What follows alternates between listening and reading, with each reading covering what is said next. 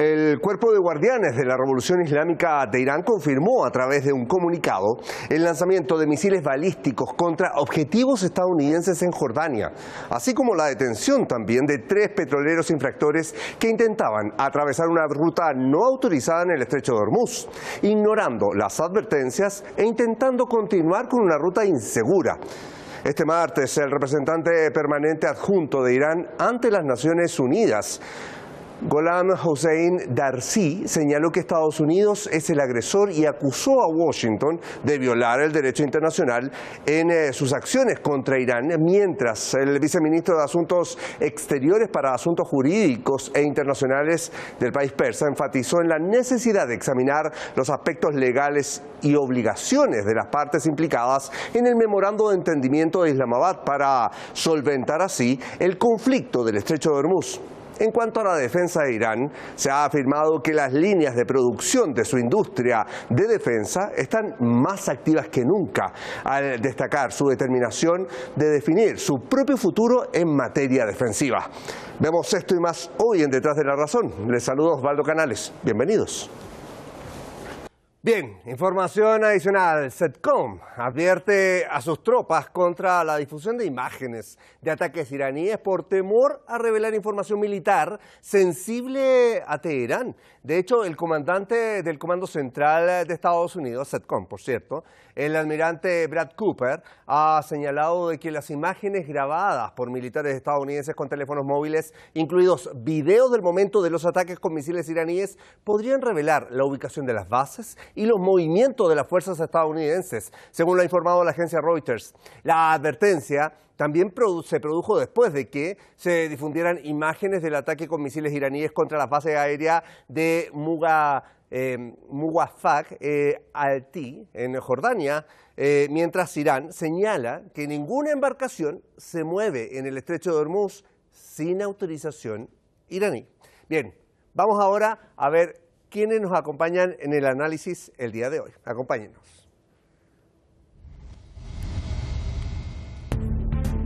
Lo tenemos ahí en pantalla. Daniel Lobato, analista internacional con estudios en geografía e historia, nos acompaña desde Madrid, la capital española, en esta jornada.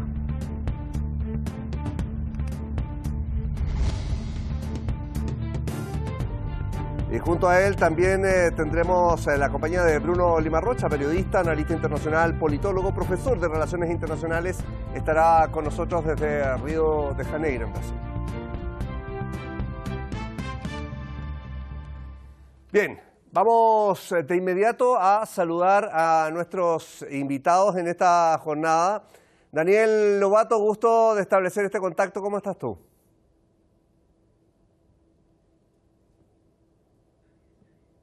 Y si el audio es correcto. Sí, te escuchamos bien y te vemos bien, por suerte. Ok, pues encantado como siempre de estar con vosotros, con mi contertulio y con la audiencia de Hispan TV. Bueno, y también revisábamos que está Bruno Limarrocha en línea con nosotros. Bruno, también gusto de saludarte y gracias por responder nuestra llamada. ¿Cómo estás?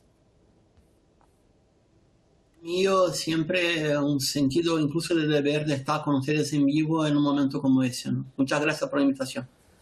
Bien, gracias a ambos, por cierto. Voy de inmediato a comenzar esta conversación. Quiero partir con Daniel Lobato para proponer lo siguiente, Daniel. A ver, el Cuerpo de Guardianes de la Revolución Islámica de Irán ha confirmado, sin duda, a través de un comunicado, el lanzamiento de misiles balísticos contra objetivos estadounidenses en Jordania y detuvo también a 3 petroleros infractores que intentaban atravesar por las rutas que no están especificadas, en este caso por Irán, para poder transitar por el estrecho de Hormuz. ¿Qué demuestra Irán frente a los objetivos que, sin duda, ya son abiertamente conocidos por parte de Estados Unidos, que son de mantener Estados Unidos el control de esto, pero que no ha podido conseguir este objetivo hasta el momento? Bueno, ayer se produjo este, si se puede decir, un poco sorprendente ataque de Irán, porque en las últimas jornadas el mensaje tácito que se estaba dando por la República Islámica de Irán era de: está bien, Estados Unidos no nos estáis atacando, nosotros tampoco os vamos a atacar, ¿no? Y de pronto se produce esto. Hay que entender por qué y cuáles son los mensajes que lanza la República Islámica de Irán en el ataque de ayer, ¿no? La base de Muwafaq Salti en Jordania, por cierto, está nombrada en honor a un héroe jordano de la guerra del 67, un aviador contra el régimen israelí, y hoy lamentablemente esa base, Muwafaq Salti, está siendo una parte de la muralla defensora del régimen israelí. Pero en todo caso, ese ataque, junto con el de los petroleros, tiene varios mensajes. Uno, el primero simbólico. Después de unas jornadas especialmente intensas, la de ayer, la de anteayer, jornadas intensas en cuanto al ruido y la propaganda por parte de Estados Unidos sobre un nuevo alto el fuego que estaba ya pactado, una nueva ronda de negociaciones, quizá una vuelta al memorándum por parte de Estados Unidos, pero en todo caso que de nuevo la República Islámica de Irán iba a regresar a la mesa de negociación y además con mensajes contundentes por parte de Estados Unidos en el estrecho de Hormuz no habrá tarifas de ningún tipo, justo el día en que además se acababan de reunir el Sultanato de Omán y la República Islámica de Irán. Se habían intercambiado ya documentos al respecto de futuros reglamentos sobre el paso en el estrecho de Hormuz, ¿no? Entonces, pues ese primer mensaje fue traer a la realidad al imperio en su propaganda, en su ruido, en sus manipulaciones también de los mercados del petróleo, etcétera. Solo con el ataque de ayer, inmediatamente el petróleo saltó de los 80 a los 85 dólares, 5 dólares, casi un 10% en unos minutos. Y, por tanto, fue un ataque casi de advertencia, tampoco fue un ataque masivo de 4 o 5 misiles. Algunos de ellos lograron impactar, como vimos en vídeos grabados por los propios marines norteamericanos de la base. Por tanto, un mensaje de borrar del escenario toda la propaganda que estaba, el relato que estaba creando Estados Unidos en los días previos. El segundo mensaje, yo creo que es posible que la inteligencia iraní, tanto satelital como sobre el terreno, observase movimientos de lo que luego iba a suceder, y sucedió. Y es ese ataque conjunto de Estados Unidos y Arabia Saudí contra Irak. Imagino que luego hablaremos de ello. Pero es posible que la inteligencia iraní observase esos movimientos previos en la base de Muwafaq Salti y, por tanto, de forma preventiva, Irán decidiese atacar, digamos, de forma preventiva y además para obstaculizar ese desenvolvimiento de las fuerzas agresoras estadounidenses que pudieran ser contra Irán. Luego fueron contra Irak, como pudimos ver. En todo caso, dificultar esas operaciones. Te pregunto muy breve, pero frente a este mismo concepto, que hay que entender, porque claro, dices, me proponías, resulta extraño que haya ocurrido esto, pero también la advertencia de Irán ha estado permanentemente diciendo que las rutas las establece Irán y que obviamente si dejan pasar 1, 2, 3 buques por este lado es perder jurisdicción por parte de esta vía marítima. Eso te lo pregunto muy breve. ¿Está bien en esta dinámica? Muy brevemente, las navieras presionadas por Estados Unidos están aceptando empujar a sus buques por el corredor sur del estrecho de Hormuz, que además de ser peligroso porque está minado, además tiene un calado poco profundo por el cual no pueden pasar ciertos buques. Y ya se ha establecido que son aguas territoriales de Irán y de Omán y que van a negociar el reglamento de uso como Turquía hace en el Bósforo, como Australia en el estrecho de Torres. Y eso es innegable que es su derecho.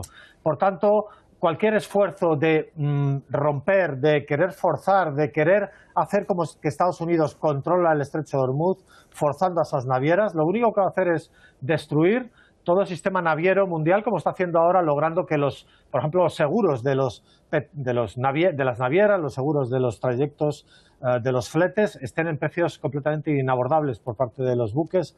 Es decir, todo esto está consiguiendo que se destruya la normalidad en las rutas navieras mundiales. Bien, y voy rápidamente a Río de Janeiro, ahí está Bruno. Bruno, te quiero llevar también a la postura de Irán ante Naciones Unidas en este caso.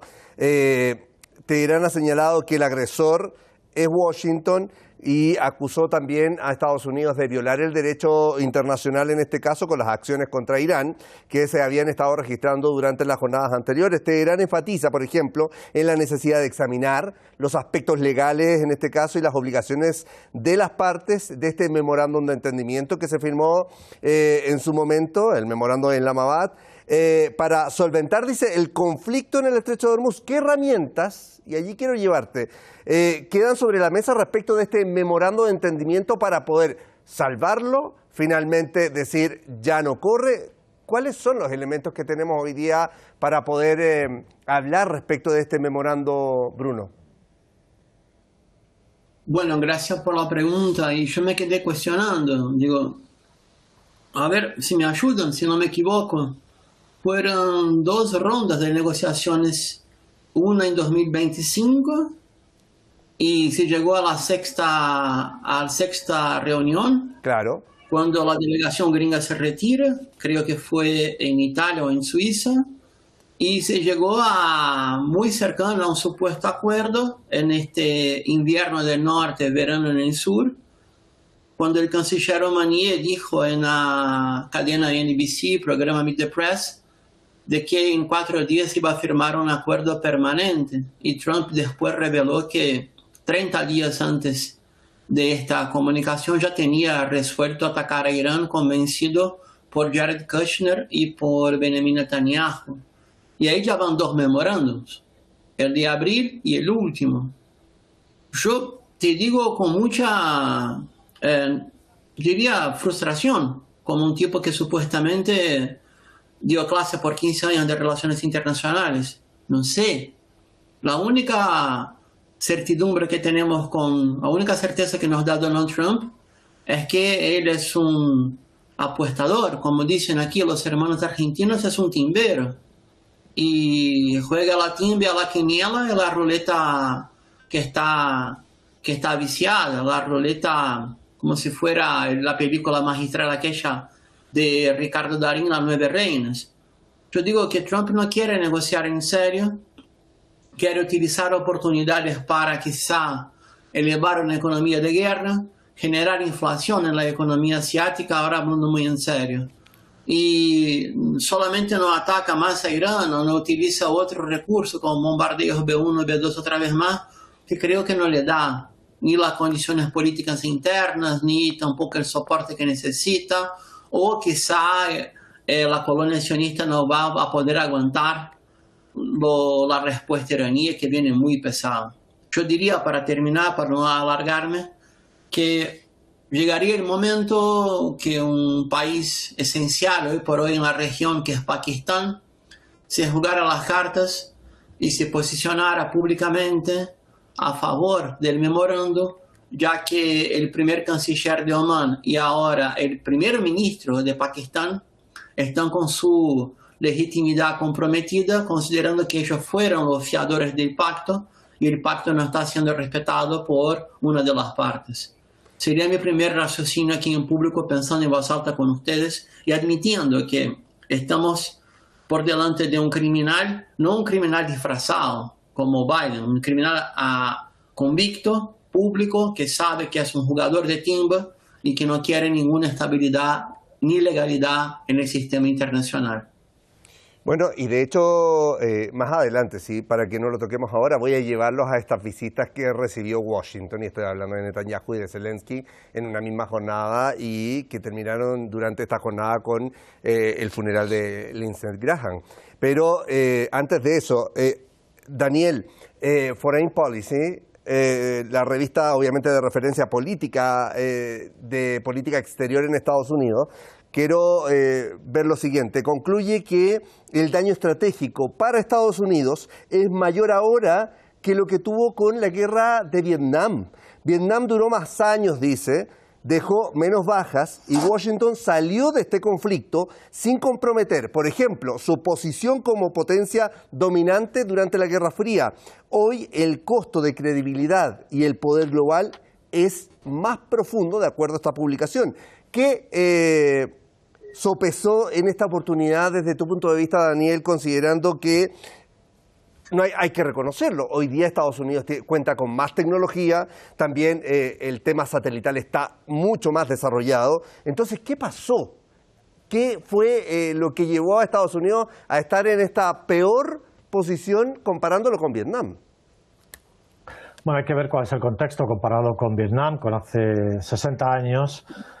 Por supuesto, de Vietnam regresaban muchos más ataúdes con la bandera norteamericana y eso creó gigantescas fracturas en Estados Unidos.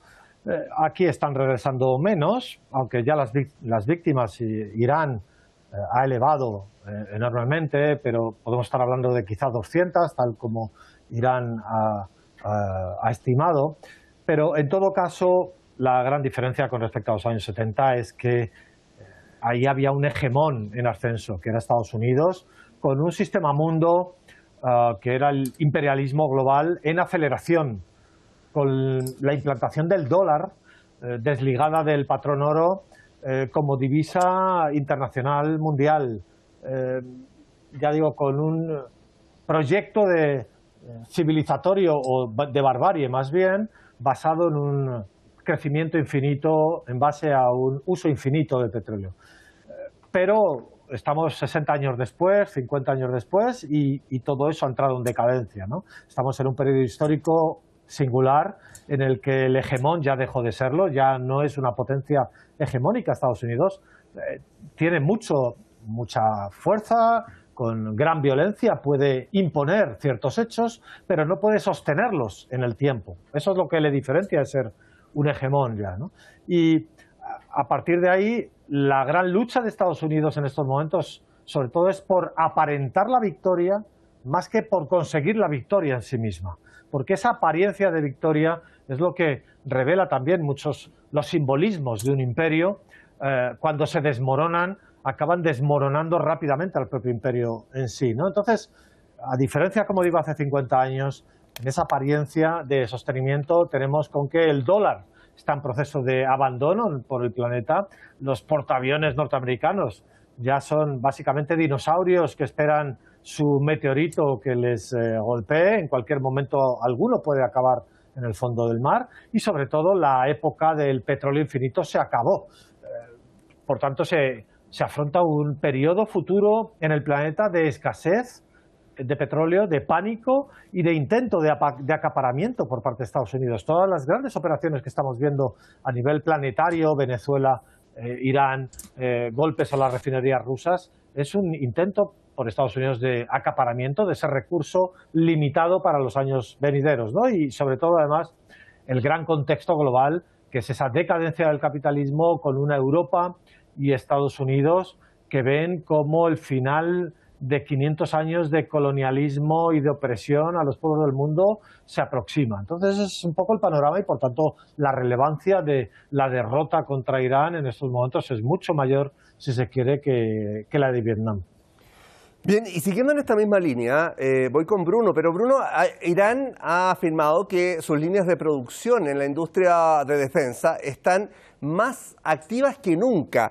Y de hecho ha reafirmado en este caso el propio ministro de Defensa en turno que el activo defensivo más valioso para Irán no es su equipamiento militar, sino su capital humano, incluidos, por ejemplo, los científicos, los ingenieros, los especialistas y los directivos. Esto es lo que señala. Irán siempre dijo estar preparado, pero allí es la pregunta, más o menos en referencia también con lo que hablábamos con Daniel. ¿Qué pasó con el ejército más potente del mundo, sin olvidar que actuó junto también al régimen de Israel? Es decir, era doble potencia contra Irán y por eso es que, como lo decía Daniel, al principio se hablaba de 4 semanas, 6 semanas y hoy día estamos ya 5 meses y todavía seguimos hablando de las capacidades misilísticas. Y bueno, son muchos temas que se conectan, ¿no? Yo quería, si usted me permite, un puntito en el anterior para fundamentar mi respuesta. ¿Sí? Yo creo que pasó algo en los 70, en el siglo XX, que fue la consolidación de la ruptura sino-soviética y el acercamiento de China con Estados Unidos. Unos van a decir por pragmatismo, realpolitik, el tema de Formosa, pero el hecho concreto era el continente asiático, euroasiático, no estaba con sus poderes máximos aliados y ahora está. Ahora hay una relación muy cercana de China, Rusia e Irán y hay una capacidad de apoyo científico, logístico, etc. Y lo más importante, así como el capital humano, las condiciones de reclutamiento popular en la guerra de Vietnam se quedaron cada vez más fuertes, hay que recordar que Vietnam derrotó en el mismo siglo a Japón, Francia, Estados Unidos. Lo mismo pasa con Irán, pero ya en una economía ultra sofisticada.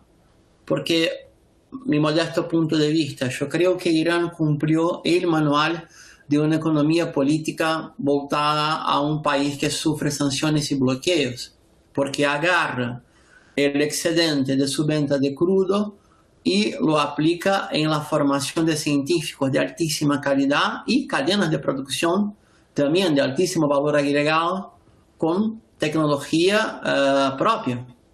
Esto es muy importante. Ya no es ingeniería reversa. El que hace ingeniería reversa, por ejemplo, son los gringos copiando los drones Shahid, ¿o no? Trump dijo, drones asustadores, espantosos y muy baratos, tenemos que tenerlos a ellos. Y están haciendo copias de los Shahid. Yo diría que la preparación entre junio 2025 y el último día de febrero 2026 fue una cosa impresionante, espantosa. Un día vamos a leer este periodo histórico que va del martirio de Haj Hassan Soleimani, si no me equivoco, 3 de enero de 2020, hasta el 28 de febrero de 2026, como una epopeya moderna antiimperialista. Un día vamos a leer este proceso como fue, por ejemplo, la línea Ho Chi Minh en la guerra de Vietnam.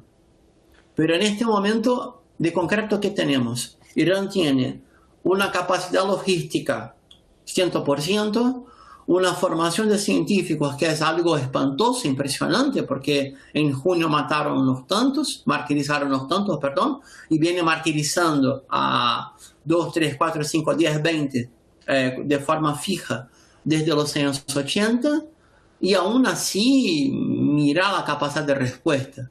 Yo diría que el conjunto de las capacidades iraníes en el plan militar, diplomático, mediático también, mirar el rol que cumple ARIB y Hispan TV, por ejemplo, en lengua hispana, genera una sensación de victoria y de adhesión a una república independiente, cuando las diferencias internas pueden estar en segundo plano. Esta lección vamos a llevar para todo el siempre, creo yo. Bien, y dentro de todo, y para llevarlos al siguiente tema, quiero hacer referencia a lo siguiente. A ver, Estados Unidos, Arabia Saudí lanzaron ataques aéreos, en este caso, contra las bases de Al-Hashad al-Shabi en Irak, alegando que respondían a recientes ataques con drones contra instalaciones saudíes. Vamos a tomar contacto, tenemos a nuestra compañera y corresponsal en Irak en estos momentos. Ella se encuentra ya por la cobertura también de la peregrinación de Arbaín, pero tomamos contacto con Samaneh Kachoui para también conocer detalles sobre esto y poder profundizar sobre lo mismo. Samaneh Kachoui, gusto de saludarte. Cuéntanos detalles también de lo que se maneja allí en Irak respecto de este ataque en particular.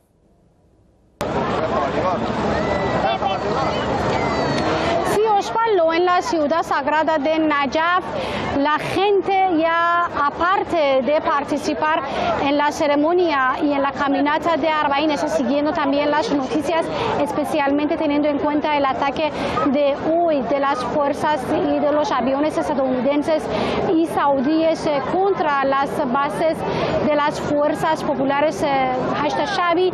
Hablando con ellos, también están diciendo los iraquíes que ya exigen a las autoridades iraquíes para que rompan las relaciones con Estados Unidos, para que, según las leyes internacionales, lleven ante la justicia a Estados Unidos y Arabia Saudí por esta violación de la soberanía.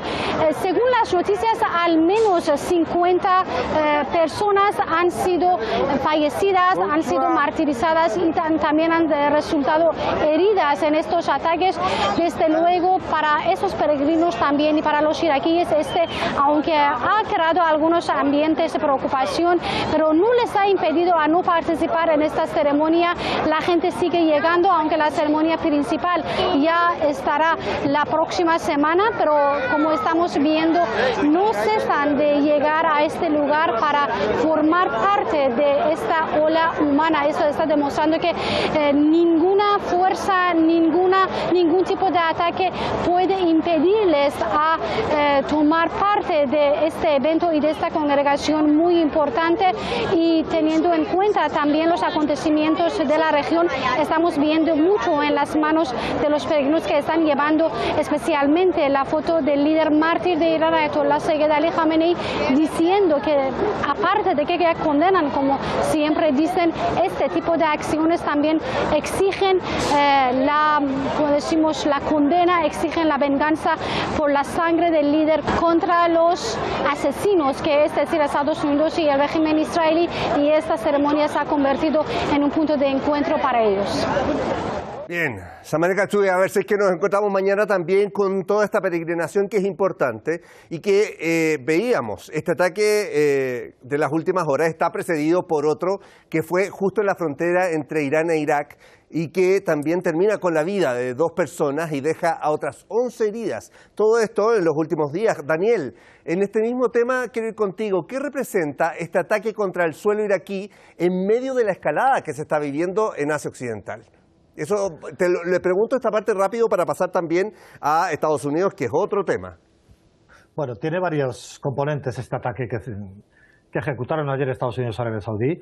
Uno, primero, es la debilidad saudí, que no se ha atrevido a responder a Yemen, porque obviamente ha sido Yemen quien ha cerrado el Mar Rojo, quien ha atacado los puertos de Yanbu, de Jeddah, la factoría, una de las principales instalaciones petrolíferas de Arabia Saudí, por la que pasa el 50% del petróleo saudí, que está prácticamente destruida. Y no se ha atrevido a responder a Yemen y, sin embargo, ha accedido, junto con Estados Unidos, a someterse, a subordinarse a Estados Unidos, primero a lanzar una campaña en los días previos acusando a las fuerzas de movilización popular de Irak, Has el-Shaabi, como las responsables de esos ataques. Obviamente ha sido Yemen, pero bueno, culpando de forma frívola, pero ya entendemos por qué, ¿no? Porque estaban preparando esta agresión contra las fuerzas de movilización popular, que forman parte orgánica del ejército iraquí, no lo olvidemos, y hay una intencionalidad aquí muy clara, y es,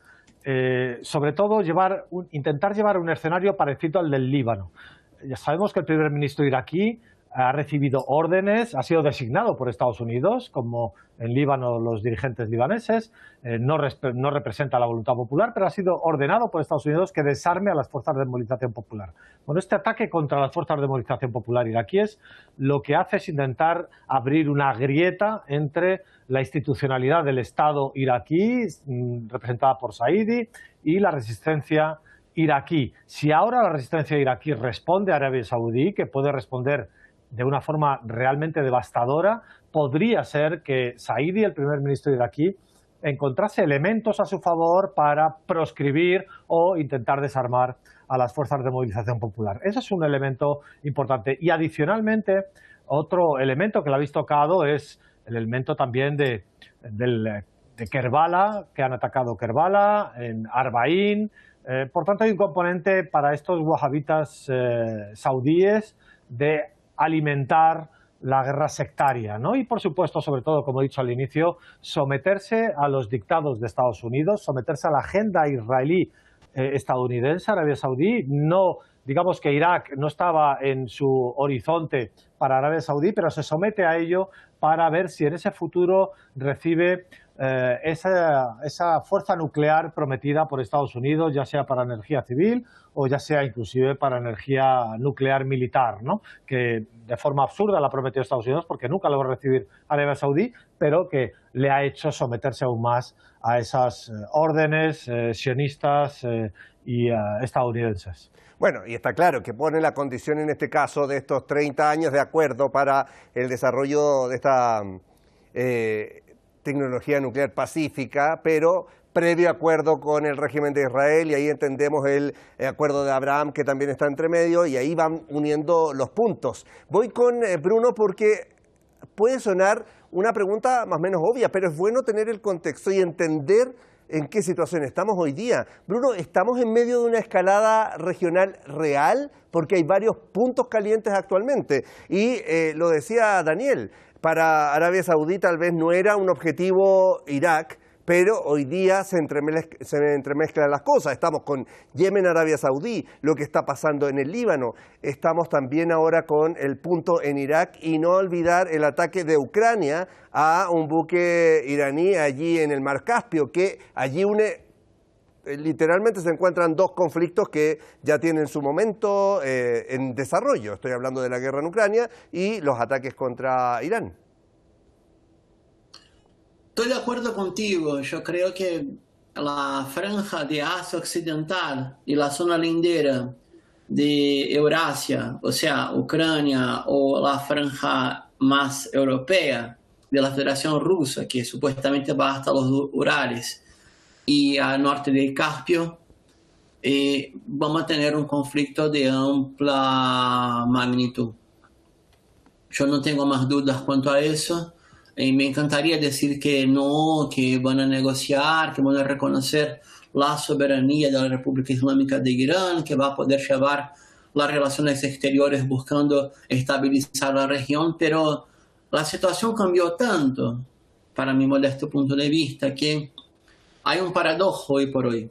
La estabilidad mundial, las reglas de los acuerdos del GATT, de la OMC, de las instituciones de la ONU, hoy por hoy estarían más, por lo menos en el campo de la estabilidad mundial, con la economía que sale ganadora, que es la economía china, rusa, euroasiática, iraní.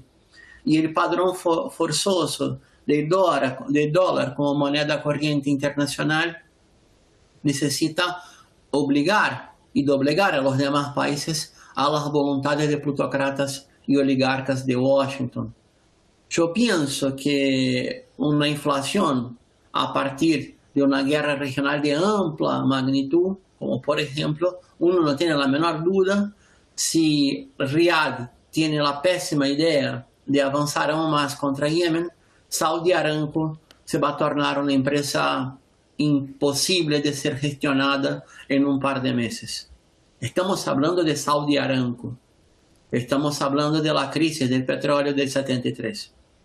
Se puede llevar o llegar a una situación bastante semejante, siendo que el 50% del comercio iraní se da por tierra, eso va a llevar al 70% en poco tiempo. Y Arabia Saudita tiene la situación muy estúpida, yo diría, de no avanzar con los intercambios comerciales con China, aunque con China opera el 65% de su mayor socio comercial en yuanes y no en dólares, y ahora se posiciona otra vez más como un reino, como lo es, wahhabi, elitista, estúpido, sectario, que prefiere una guerra intraislámica que librar la región de los cruzados sionistas. Sí, vamos a tener una guerra aún mayor en la región. Bien, hay una encuesta que es de Economist y de YouGov que revela que el 49%, en este caso de los estadounidenses, estaba de acuerdo con arrestar al primer ministro israelí Benjamin Netanyahu en este viaje a Estados Unidos. Y no es menor porque hubo protestas con cientos de personas en las calles reclamando la presencia de Netanyahu en Estados Unidos, en la capital, allí en Washington, y al mismo tiempo están estas dos visitas, o sea, Netanyahu por un lado y Zelensky por el otro, se reúnen con Donald Trump. Veamos estas imágenes y continuamos con el programa con esta parte, que es qué es lo que se está tejiendo también desde Estados Unidos de aquí en adelante.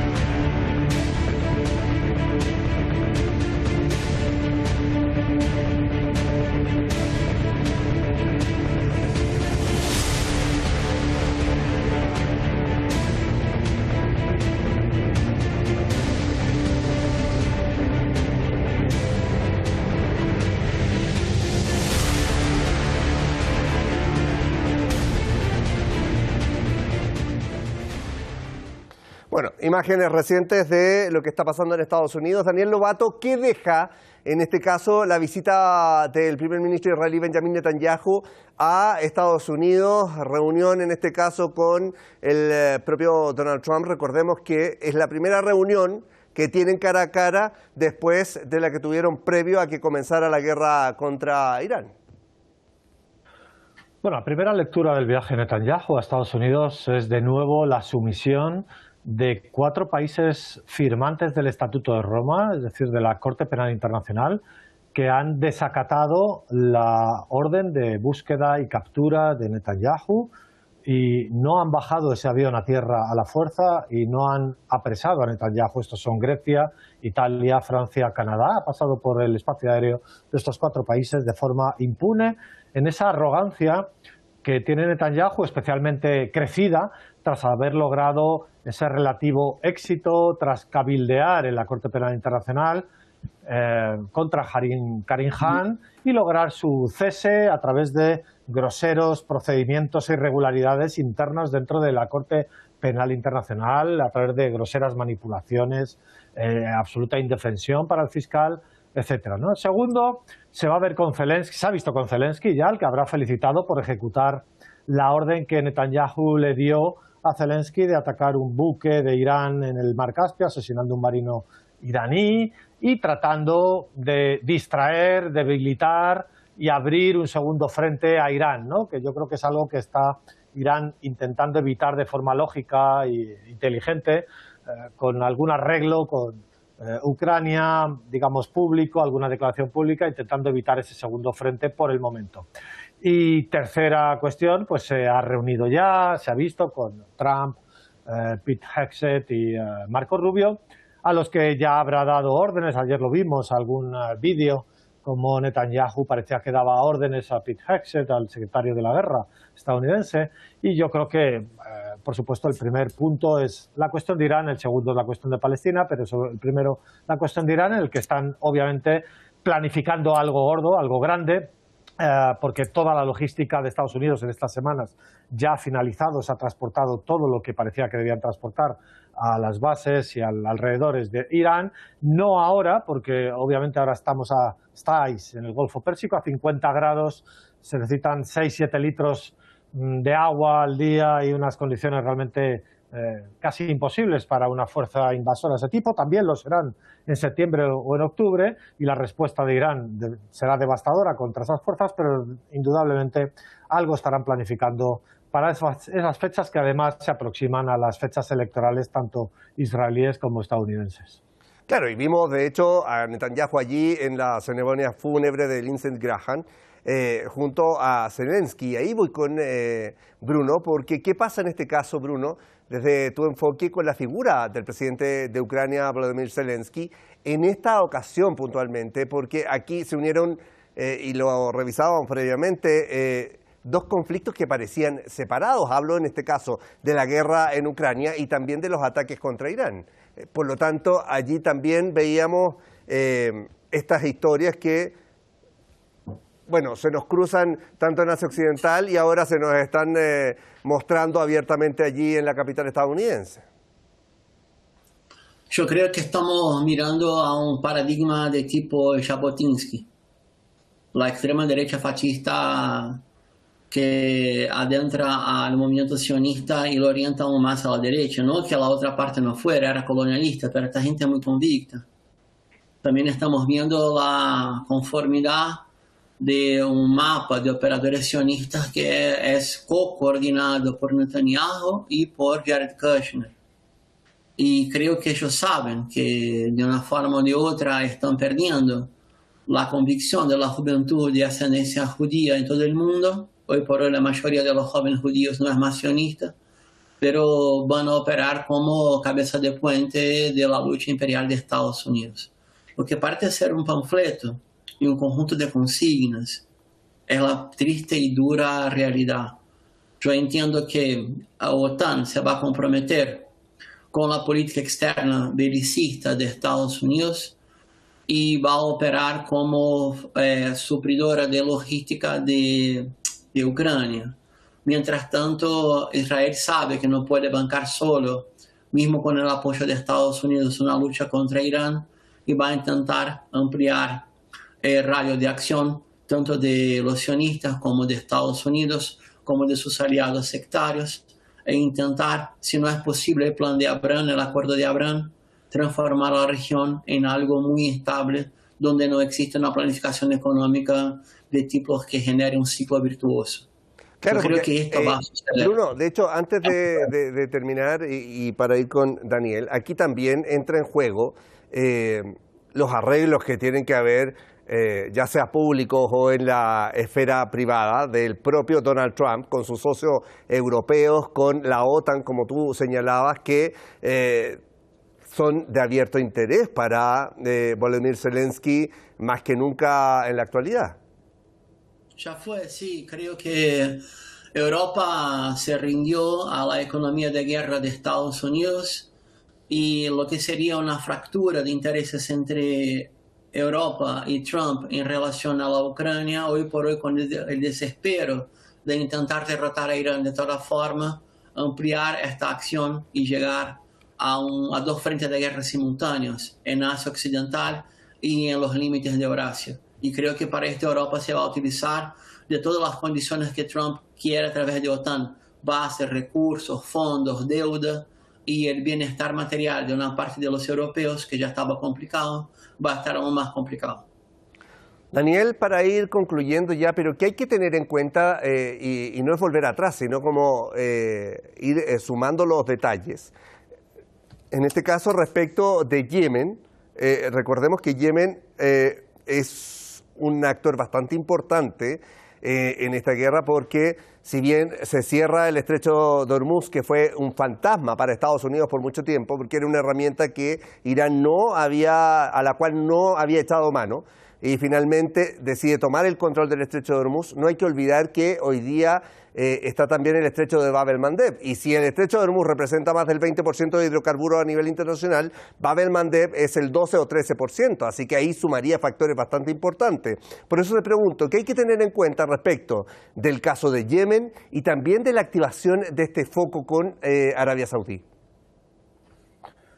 Bueno, Yemen lleva soportando 12 años de bloqueo inhumano, lo definió ya la ONU hace muchos años como la mayor catástrofe humanitaria antes del genocidio en Gaza.